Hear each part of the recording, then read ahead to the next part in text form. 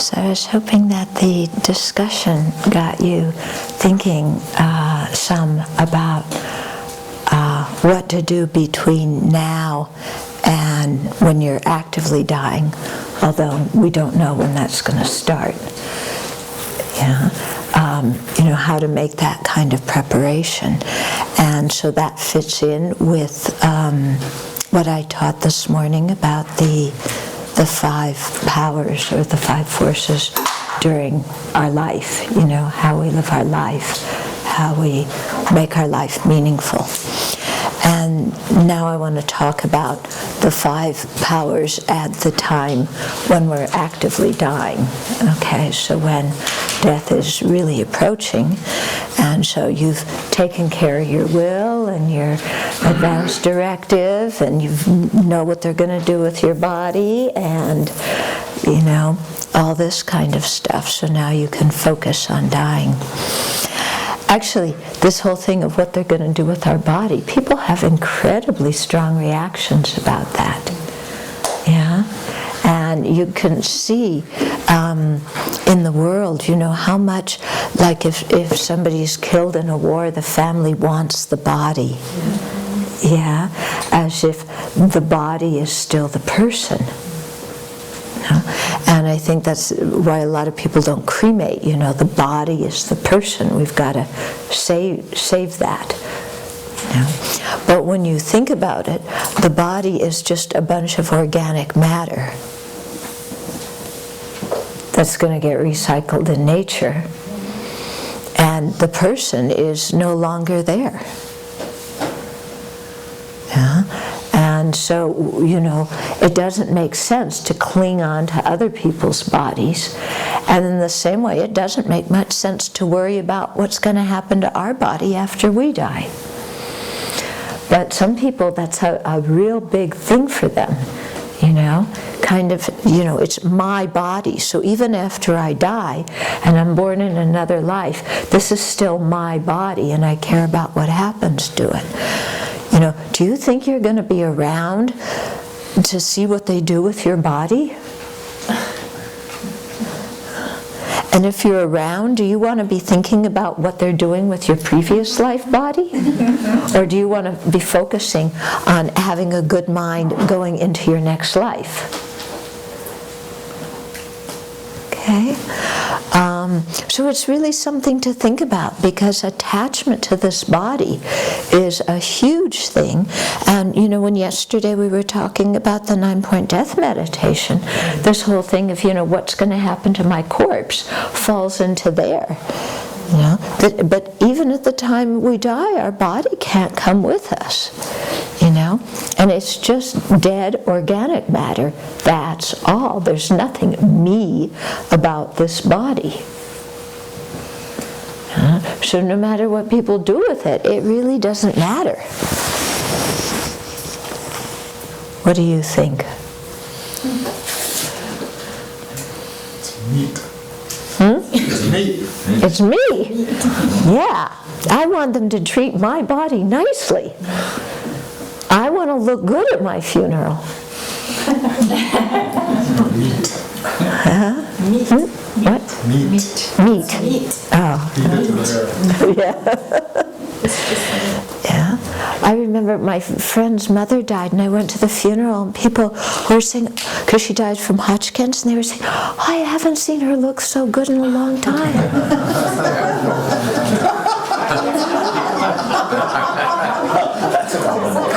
Yeah, I guess that's a compliment to the person who embalmed her. But, yeah. But it's funny how this attachment comes. Even we're dead, and we're in the bardo with the bardo body, or even reborn by the time, then we're still like, what are they going to think of me? Yeah, I want to look good. I don't want to look terrible. Yeah? So strange, yeah? Well, in a different perspective, because I had a son in the military who did go to war, so I had to think about the possibility of him Yeah. making it home. I know for myself, I would have wanted that body to come back because that would have given me a sense of closure with the last sort of piece of him. And I know it's an attachment. I'm very attached to my kids, but and I think I see that in my hospice patients too. Even after the person's gone, what happens with that body often gives closure, some closure. Yeah. Yeah, what I find interesting, like you say, having the body there gives closure. I think it also gives the relatives a chance to relieve any guilt they have. And I think that's why people spend so much at funerals. You know, it's like, well, I might have not have been so nice to that person when they were alive, but now I really see that they were precious to me, so I'm going to show that by, you know, having a really elaborate coffin, yeah, or a big funeral. It's the relatives' way of, you know, in one way it's closure, in another way it's a way of expressing affection, in another way it's a way of absolving guilt and asking forgiveness. You know, I didn't treat you well when you were alive, so I'm going to give you something very nice now.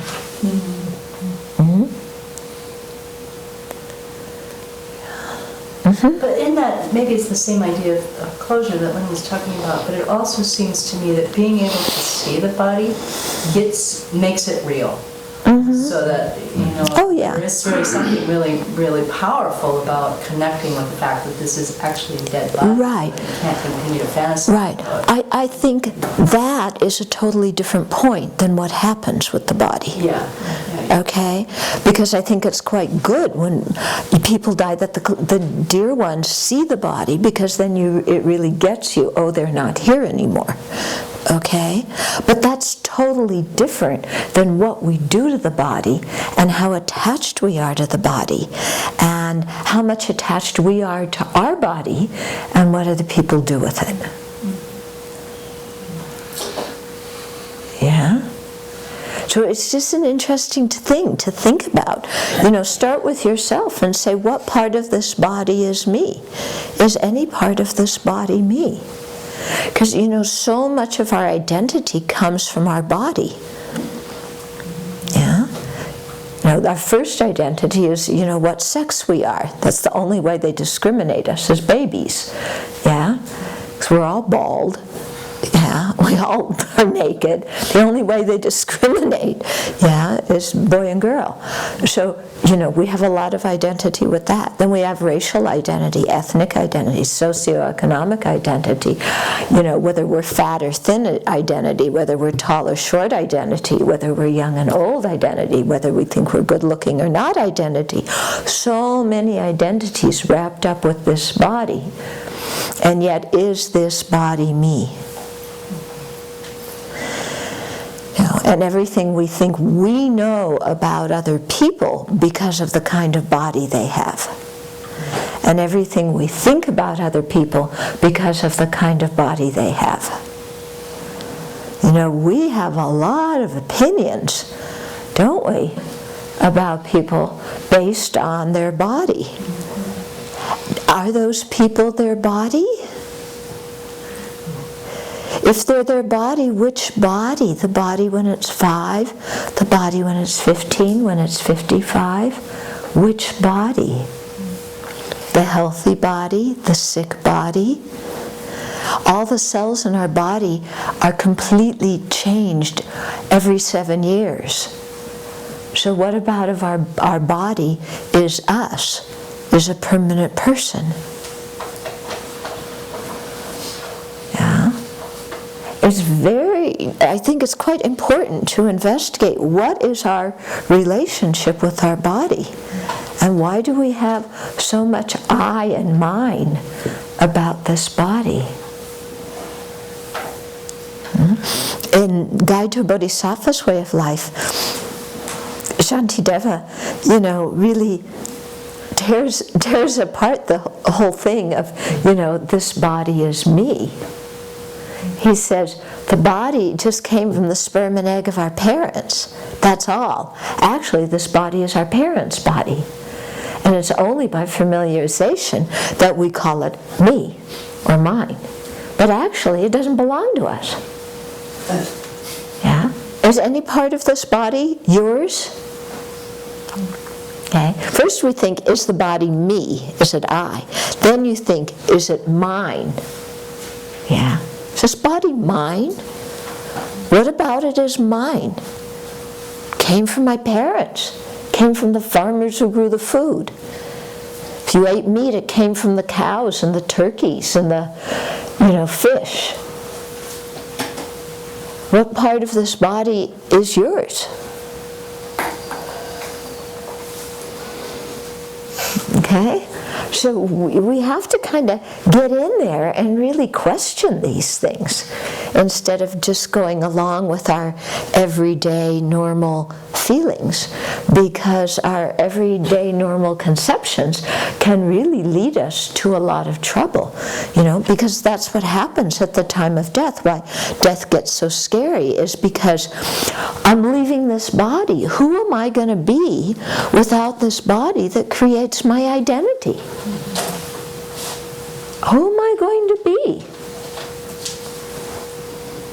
Yeah? And we go, and then grasp at this body. Okay?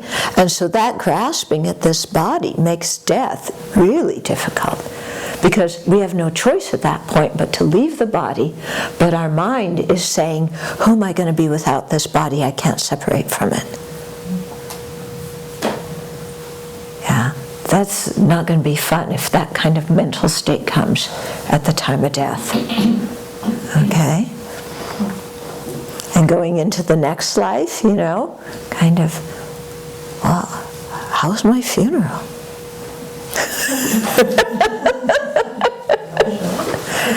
We aren't even around to enjoy our funeral. The funeral's for everybody who stays behind. We have nothing to do with the funeral. We're gone. Gone.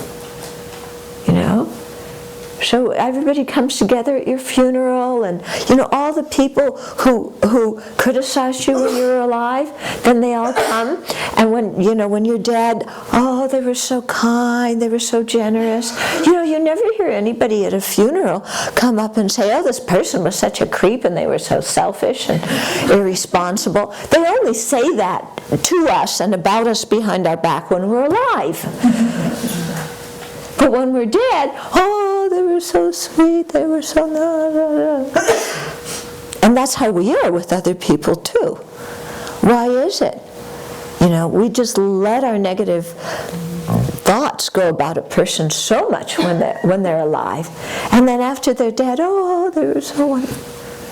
What kind of baloney is that? Yeah, totally hypocritical, isn't it? Completely phony, and part of it comes from hypocrisy. Part of it comes because maybe we don't appreciate somebody until they're dead. That's not such good news, is it? I finally realized I care for you after you're no longer here. Big problems. Okay? So spend some time on your cushion really looking at your relationship to this body. Yeah? Do you want your body embalmed? I bet you do. You want to look good in that coffin.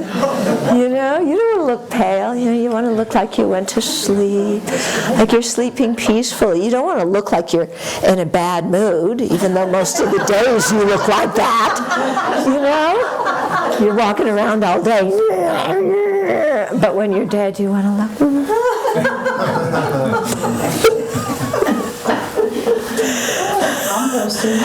Yeah. Yeah.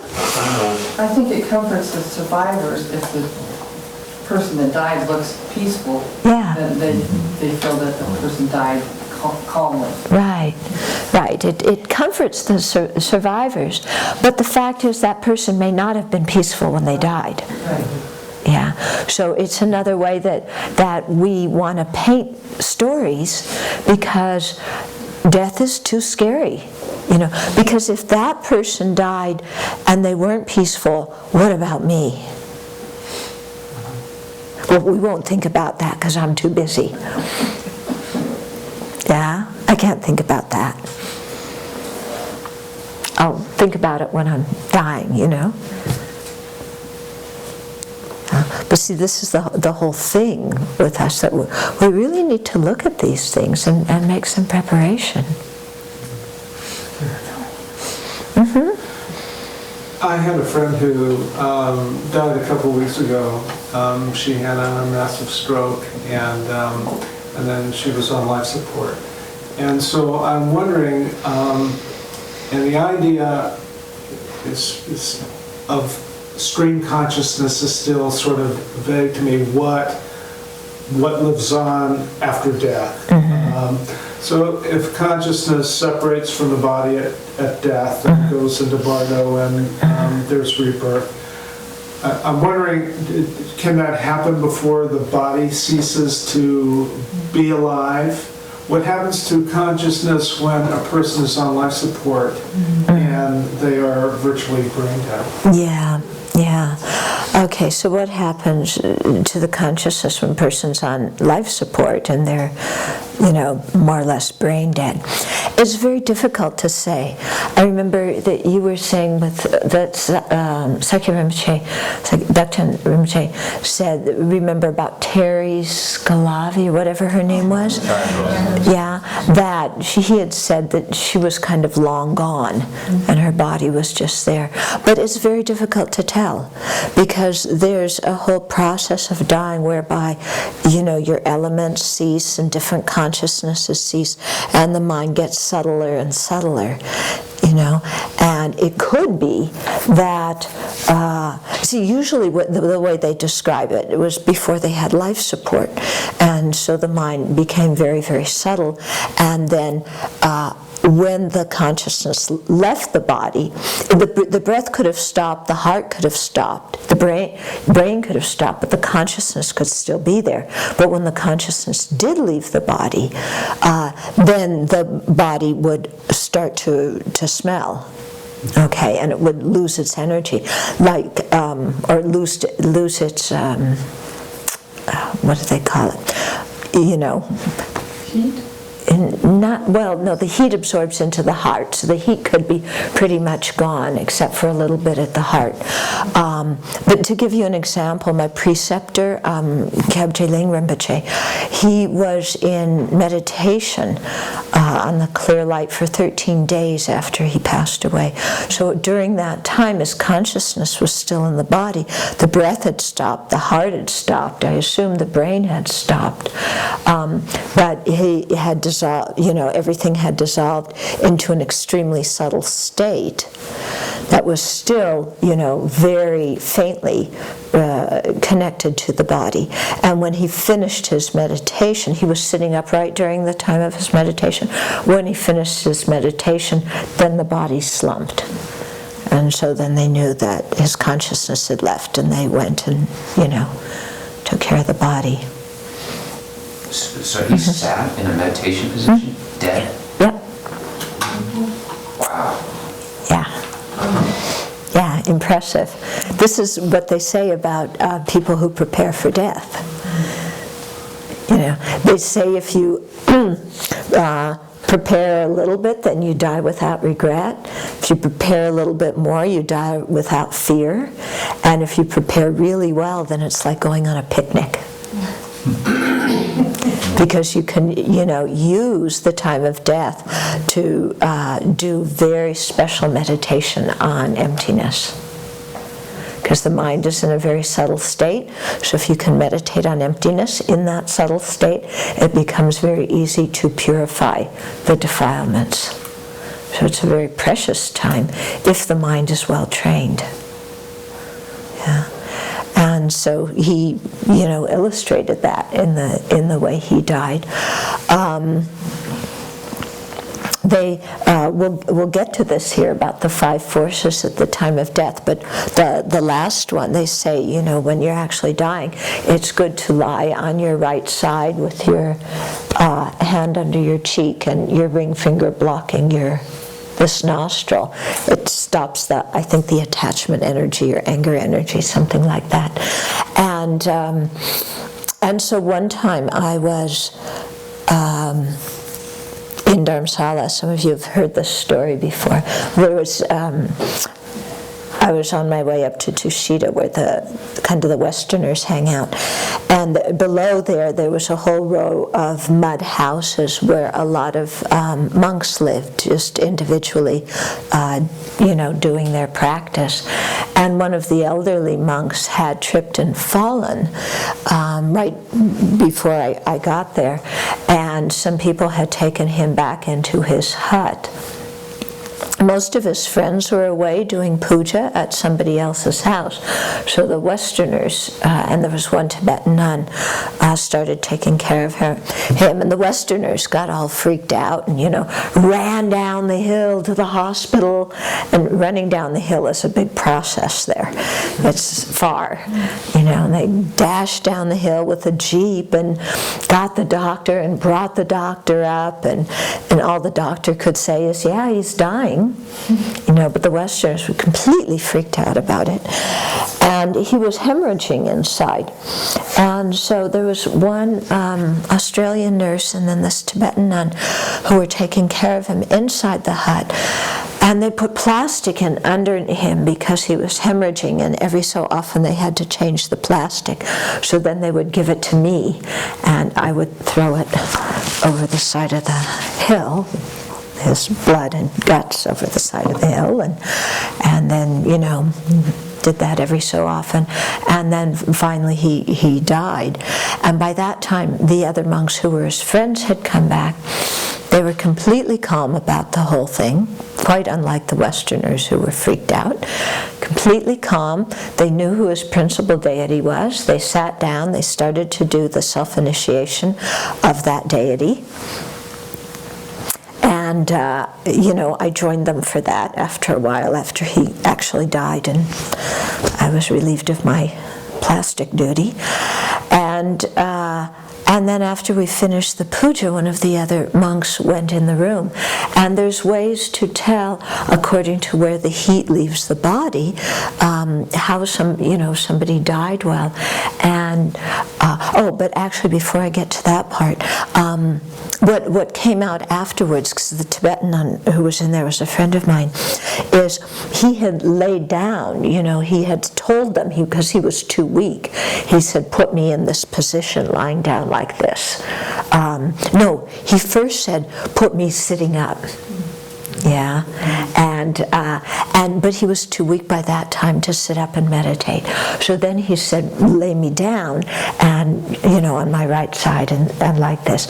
And for some reason he couldn't do that either. And so then finally he told them to put his arms and legs in the position of the deity, his principal deity, which they did, and that's how he died.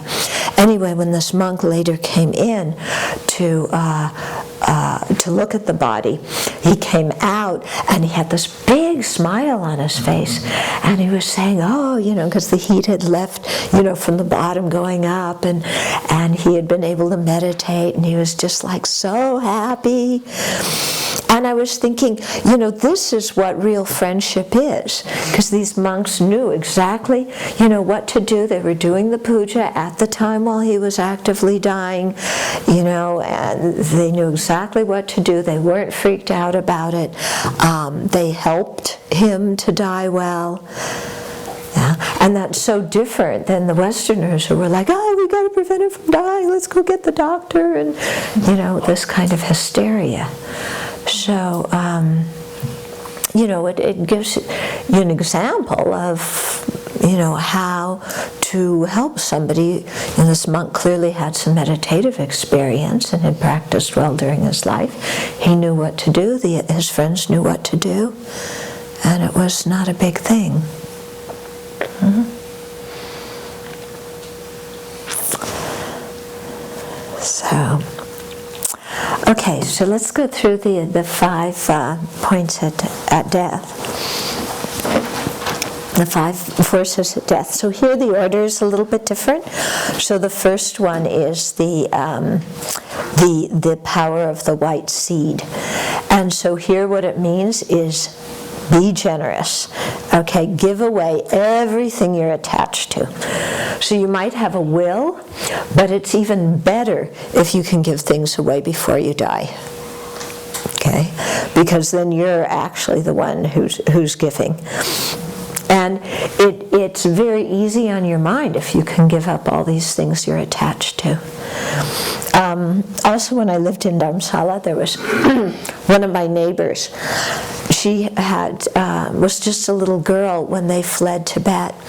And when her father died, he was trying to communicate with her, because when they had fled Tibet, he had taken out some gold and he had buried it somewhere, and he was trying to tell her where the gold was. And I thought, oh my goodness, to die worrying about the gold that you haven't seen in a couple of decades and trying to describe to your daughter where it was hidden. You know, what a horrible way for this poor man to die. You know? So it's much easier if we've given things away, because then they aren't ours. We don't cling to them and we don't worry about them. There was one young man when I was in Singapore, and he was about 31. He had just been accepted to graduate school at Tulane, and to be a Singaporean accepted for graduate school in the U.S., he was in the top of the world, and then he had cancer. And as he was dying, he called everybody together one Sunday afternoon and told us exactly how he wanted to die, exactly how he wanted his funeral to be. We planned the memorial service. But what was interesting is, and his was a very long, slow death. I was with him for, we visit him every few days for many weeks. But what happened is one day I came to visit him and nobody was home. And I knew that he must be at the hospital, because even though we had planned for him to die at home, he got scared. And he said, take me to the hospital. So his sister took him to the hospital. And I walked in the ward, and the doctor's standing over him, and he's going, don't confuse me, don't confuse me. And I knew exactly what happened. And I went up, and the doctor left at that time when he saw me. And afterwards, I tried to calm him down. After he died, I went to the doctor and I said, because the doctor was trying to convert him. The doctor was trying to convert him on his deathbed. And I wrote a letter to the Singapore, one of the departments, and also the newspaper, and I said, is this proper conduct on the part of a doctor? And so there was a big discussion about it. But anyway, after the doctor went away, as he was dying, he had gradually been giving his things away. And his books were his most precious possessions. He had just given them away like a couple of days before. As he was dying, the last thing he said to his sister was, please remember to make offerings to the 3 jewels on my behalf. Use the rest of whatever money I had to make offerings.